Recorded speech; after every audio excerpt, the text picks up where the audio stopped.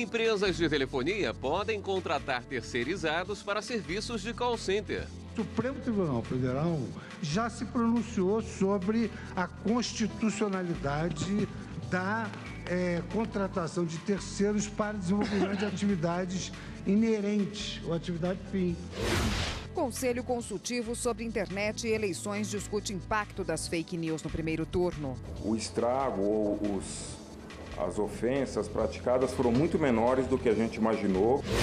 O papel do STJ nos 30 anos de Constituição. É um tribunal que é formado por todos aqueles que atuam diretamente na justiça. E às vésperas do Dia das Crianças, o cuidado na hora de comprar brinquedos. Um deles é este aqui, o selo do Inmetro na embalagem.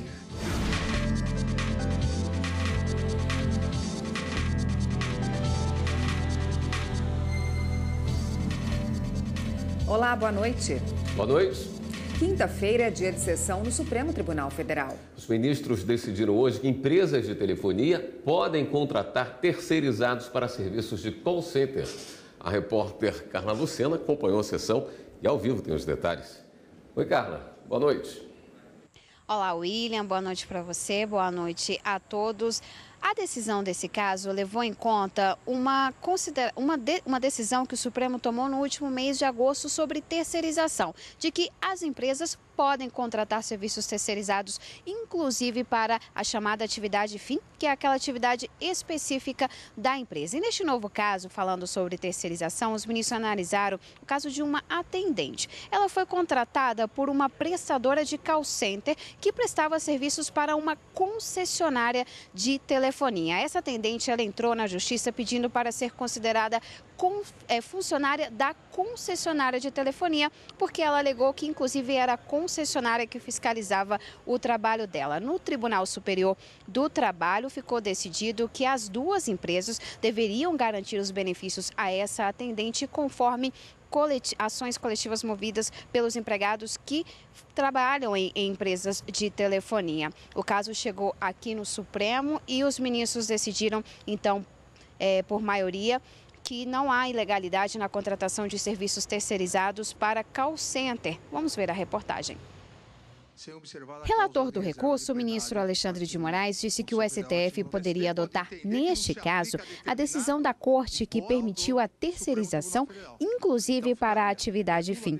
Como já declaramos a inconstitucionalidade da 331, eu colocaria como tese, é nula a decisão do órgão fracionário que se recusa a aplicar o artigo 94.2 da Lei 9472, sem observar a cláusula de reserva de plenário. Porque, eventualmente, o plenário do TST pode entender que não se aplica a determinado hipótese, o artigo 94.2, por uma outra inconstitucionalidade, mas não pela súmula 331.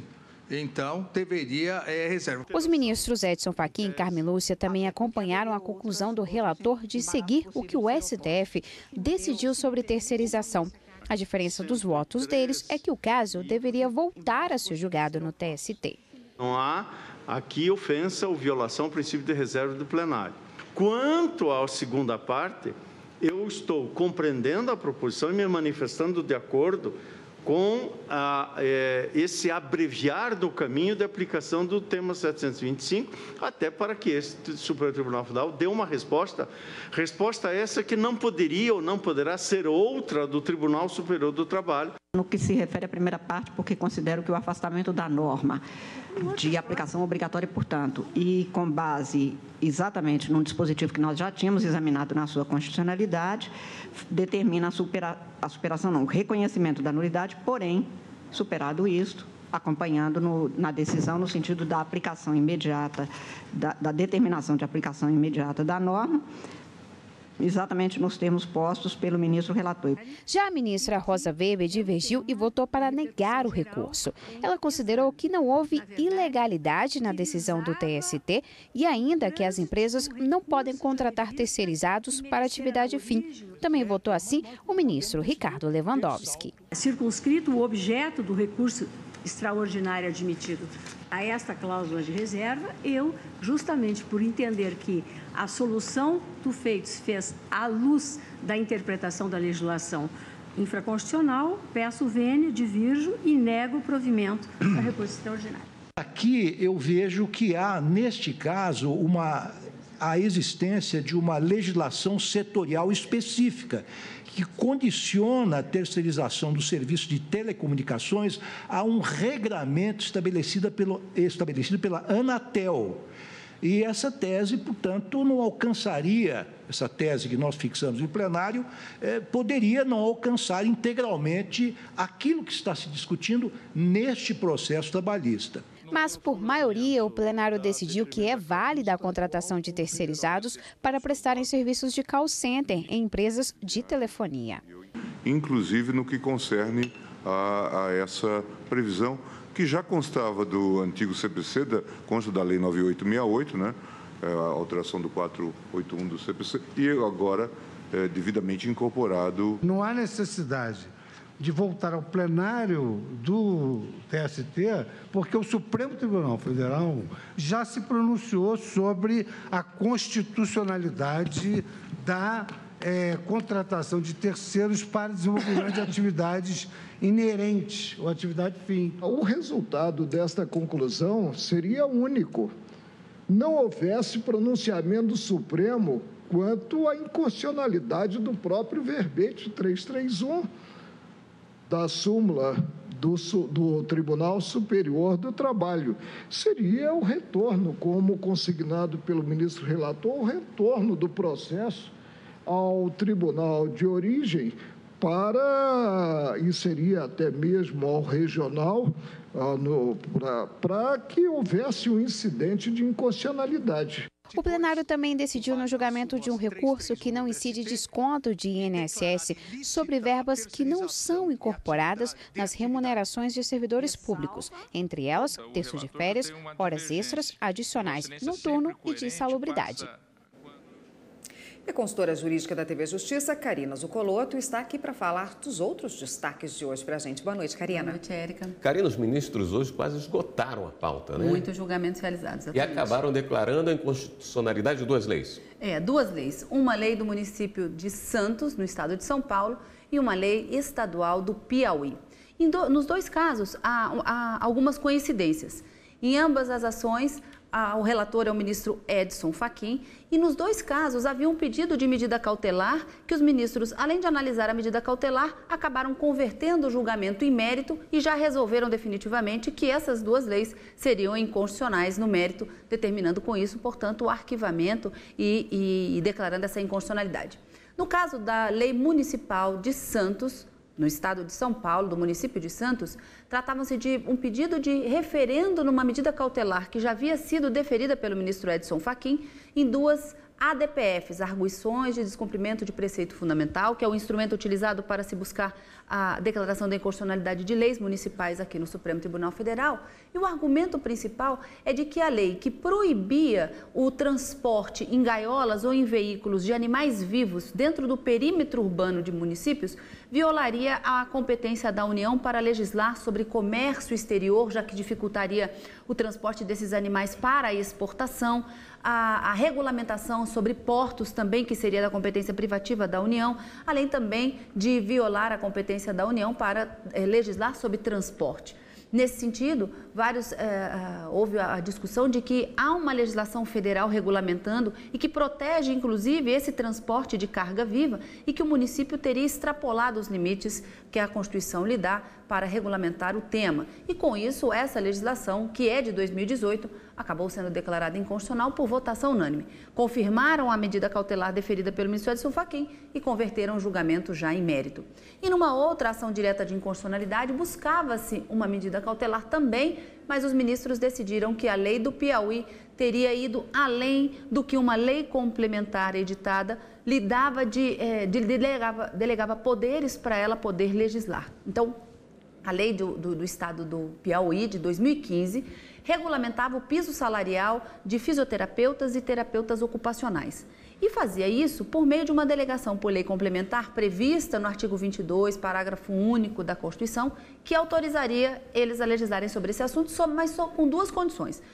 A lei deveria ter de iniciativa do governador e não poderia ser editada no semestre do período eleitoral. E foi exatamente dessa forma que a legislação de 2015, aqui no caso, na lei do Piauí, foi feita. Foi de iniciativa parlamentar e no período eleitoral, declarada inconstitucional pelo Supremo, também por votação unânime. Obrigado, Karina. Obrigada. Até semana que vem. Até semana que vem. E a Justiça concedeu habeas corpus ao ex-governador de Goiás, Marconi Perillo. Ele estava preso desde ontem na sede da Superintendência da Polícia Federal em Goiânia. O mandado de prisão foi cumprido quando ele prestava depoimento no âmbito da Operação Cash Delivery, que investiga o pagamento de 12 milhões de reais em propina da Odebrecht para campanhas eleitorais dele e de aliados. A decisão liminar é do desembargador Olindo Menezes, da 4ª turma do Tribunal Regional Federal da 1ª Região, em Brasília. A partir deste sábado, dia 13 de outubro, os candidatos concorrentes ao segundo turno das eleições não podem ser presos, a menos que seja em flagrante delito. A regra está prevista no Código Eleitoral, que determina que a partir de 15 dias antes da votação, seja no primeiro ou no segundo turno das eleições, os candidatos concorrentes ao pleito não podem ser presos, exceto nos casos de flagrante delito. De acordo com a Justiça Eleitoral, o objetivo dessa medida é garantir o equilíbrio da disputa, ao evitar que essas prisões sejam usadas como manobra para prejudicar um candidato, seja pelo constrangimento político, seja para afastá-lo da campanha. O objetivo da norma é garantir o sufrágio, né? Seja ele ativo ou passivo. Então, na verdade, não é só uma proteção ao candidato, é uma proteção também ao eleitor. A norma está inserida no Código Eleitoral no rol das garantias eleitorais. Então, é uma garantia que visa proteger o sufrágio, seja ele ativo ou passivo, o direito de votar ou ser votado. A prisão de candidatos ainda é proibida por alguns dias depois da votação. Mas esta advogada especialista em direito constitucional explica que para esta fase as regras são diferentes. A lei também prevê que nas 48 horas seguintes às eleições, o candidato também não poderá ser preso, só que aí aumentam as hipóteses excepcionantes. Ele não poderá ser preso em caso de flagrante delito, como nos 15 dias que antecedem, mas também em caso de sentença penal condenatória de crime inafiançável, aí existe uma exceção, que são apenas sentença penal condenatória de crime inafiançável e em caso de violação de salvo-conduto. E atenção, se algum candidato for preso nesse período, ele deve ser conduzido imediatamente a um juiz competente. Caso seja verificada a ilegalidade, a prisão será relaxada e o coautor será responsabilizado. E o Conselho Consultivo sobre Internet e Eleições discute o impacto das fake news no primeiro turno das eleições. O grupo também debateu medidas contra a disseminação de notícias falsas durante o segundo turno. A reunião de 3h30 na sede do TSE apresentou em detalhes o balanço do primeiro turno e os planos de ação para o segundo turno. O Conselho Consultivo sobre Internet e Eleições avaliou a influência das fake news sobre o voto e sobre a estabilidade da democracia. A percepção geral aqui da comissão é que o estrago ou as ofensas praticadas foram muito menores do que a gente imaginou, menores do que a gente viu em outros momentos estrangeiros, quando não estavam preparados para o fato. O Conselho marcou uma nova reunião para 22 de outubro. A proposta é continuar os trabalhos mesmo após as eleições deste ano, com encontros a cada 30 dias. A filosofia de atuação é combater a desinformação com informação e não com censura. A filosofia da ministra, e aí eu não está falando como conselho, é isso que eu gosto de deixar claro, liberdade de expressão. A linha tênue entre o controle ou não, regulação ou não, nós vamos sempre privilegiar a liberdade de expressão. O Conselho Consultivo sobre Internet e Eleições é formado por representantes do Ministério Público, da sociedade civil e dos poderes executivo e judiciário. As atribuições de caráter consultivo e orientador complementam as funções institucionais do Tribunal Superior Eleitoral, como explica o coordenador do Conselho, Estevão Waterloo. O tribunal, como instituição, como poder judiciário, ele só atua por provocação, somente na função jurisdicional, com seus juízes designados da propaganda. E isso não é só o TSE, são todos os tribunais, os TREs também. Os boletins de urna do primeiro turno das eleições de 2018 já estão disponíveis no site do TSE. Com a ferramenta, o eleitor pode consultar a votação em qualquer lugar do Brasil e do exterior. Para saber como foi a votação em qualquer uma das sessões eleitorais do Brasil e do exterior, o eleitor deve entrar no site do Tribunal Superior Eleitoral, tse.jus.br. Depois é só clicar na aba Eleitor e Eleições e então escolher o ícone Eleições 2018. O boletim de urna na web está disponível na seção Divulgação. Pronto! Agora, basta escolher unidade da federação, cidade, zona eleitoral e seção. O boletim de urna traz o total de votos recebidos por candidatos e partidos políticos, votos nulos e brancos, número da seção e identificação da urna, além da quantidade de eleitores que votaram naquela sessão eleitoral. O relatório é mais um mecanismo de auditoria e fiscalização do sistema eletrônico de votação. E você vai ver a seguir o STJ e os 30 anos de Constituição. O cidadão passou a se sentir não apenas formalmente cidadão, mas substancialmente cidadão.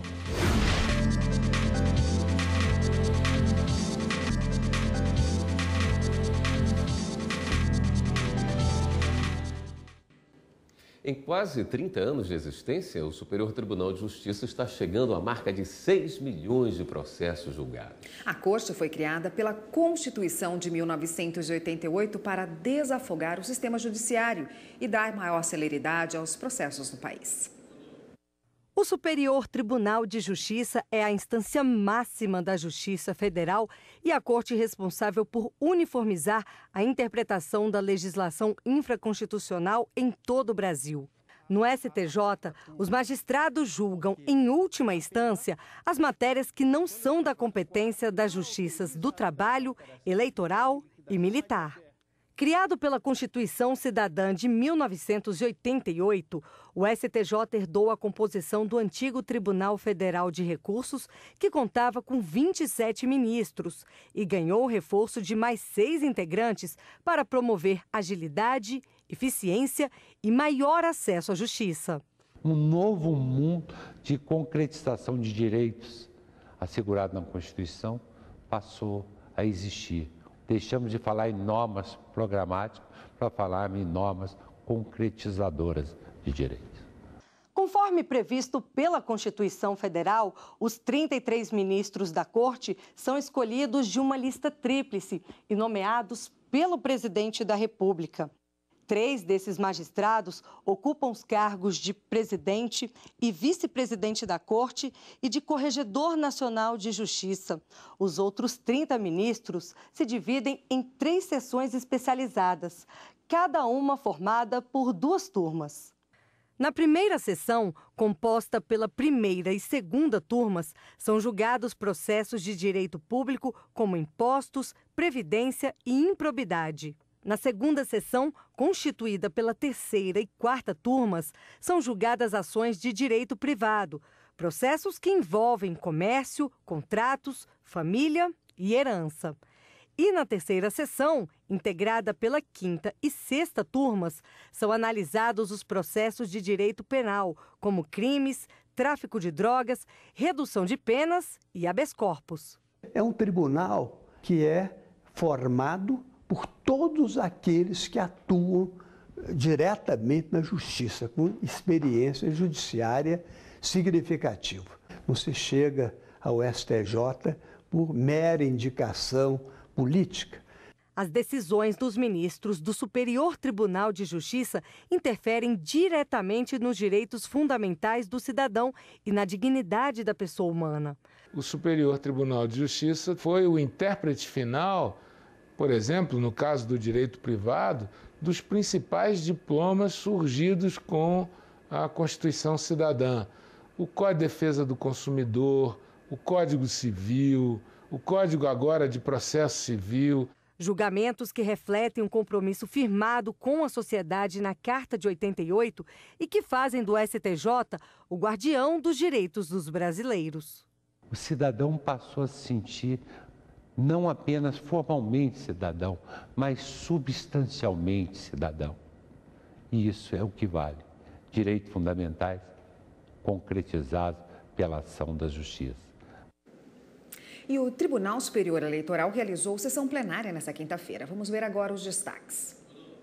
Foi aprovada a resolução que regulamenta a propaganda eleitoral no rádio e na televisão para o segundo turno das eleições presidenciais. São 2 blocos de 10 minutos cada, a serem divididos igualmente por Jair Bolsonaro e Fernando Haddad, de segunda a sábado. Além disso, as emissoras devem reservar 25 minutos diários para as inserções dos 2 candidatos durante os intervalos da programação todos os dias, inclusive aos domingos. O plenário negou representações feitas por 2 coligações que acusavam a TV Bandeirantes de dar espaço desproporcional na programação ao candidato Jair Bolsonaro. Isso por conta de uma entrevista dada no hospital pelo candidato no programa do jornalista José Luiz da Atena. Mas o plenário entendeu que, como Bolsonaro sofreu um atentado e ficou vários dias internado, não houve irregularidade. As matérias veiculadas durante o referido período diziam tão somente a situação médica em que se encontrava o enfermo, ensejando assim um déficit de informações aos eleitores sobre o pensamento, as concepções e as propostas de governo do candidato à presidência da República. Sobre essa ótica, a matéria jornalística foi de inegável interesse para os eleitores. Os ministros também mantiveram indeferido o registro de candidatura à Câmara dos Deputados de Pedro Wilson Vieira da Costa. Ele teve o pedido negado pelo Tribunal Regional Eleitoral do Rio de Janeiro porque não apresentou certidões pedidas pelo tribunal.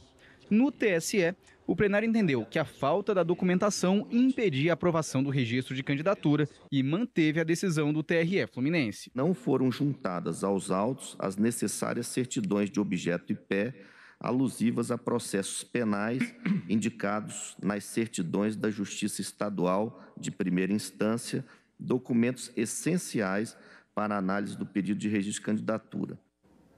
O programa Link CNJ desta semana dá destaque aos 30 anos da Constituição Brasileira. Vamos ver uma entrevista especial do ministro aposentado do Supremo Tribunal Federal, Carlos Veloso. Ele diz que o Brasil não precisa de nova Constituição, e sim de aplicar a Carta de 88. E ainda o programa vai mostrar as notícias do CNJ e de tribunais pelo Brasil. O Link CNJ vai ao ar hoje, às 9h30 da noite, aqui na TV Justiça. E você vai ver daqui a pouco no Jornal da Justiça.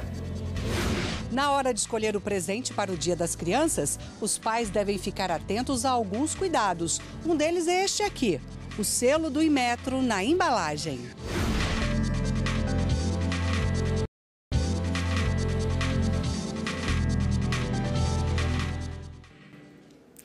O Dia das Crianças é amanhã e todo pai e mãe sabem que é quase impossível segurar o ímpeto delas, para receber um presente. E é na hora de comprar que os pais devem ficar atentos. Não basta o brinquedo ser atrativo, ele também precisa atender às exigências de segurança.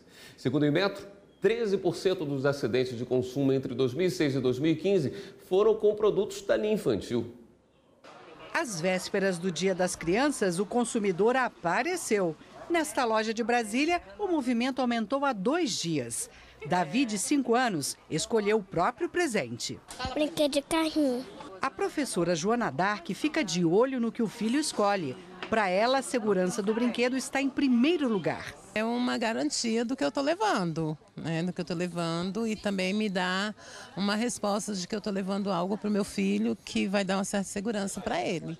Então não é um brinquedo que eu oferecer risco para ele.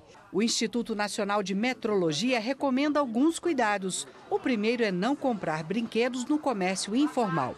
Produtos falsificados ou fabricados por indústrias clandestinas podem não ter as condições mínimas de segurança. O produto deve possuir este selo aqui, do Inmetro. A presença do selo do Inmetro indica que o produto passou por avaliações, testes laboratoriais e demonstrou cumprir com os requisitos de segurança previstos para o produto. outro cuidado é com a faixa etária do brinquedo. A Ingrid escolheu este telefone aqui de presente. E na embalagem está escrito que ele é proibido para menores de 3 anos. A Ingrid tem 3 anos e 2 meses. À medida que ela vai crescendo, eu vou ensinando o que pode, o que não pode, como pega, como brinca. Né? Então, assim, ela é pequenininha, não pode brincar com esse item, né? Com esse brinquedo. Mas eu já preparei para que ela tivesse com esse, por exemplo. Os pais também devem ler com atenção as instruções de uso na embalagem ou no interior do produto. Mas se com todos esses cuidados a criança sofrer algum acidente, fabricantes e importadores podem ser responsabilizados na justiça.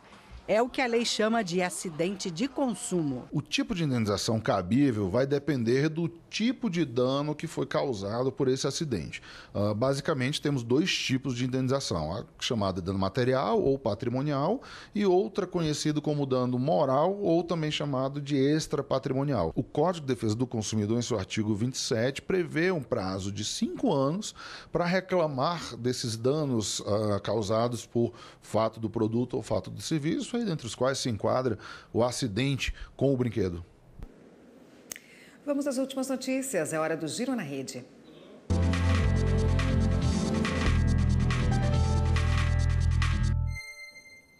Quem está hoje na redação do Jornal da Justiça é a repórter Viviane Novaes. Oi, Viviane, conta pra gente as últimas notícias de hoje.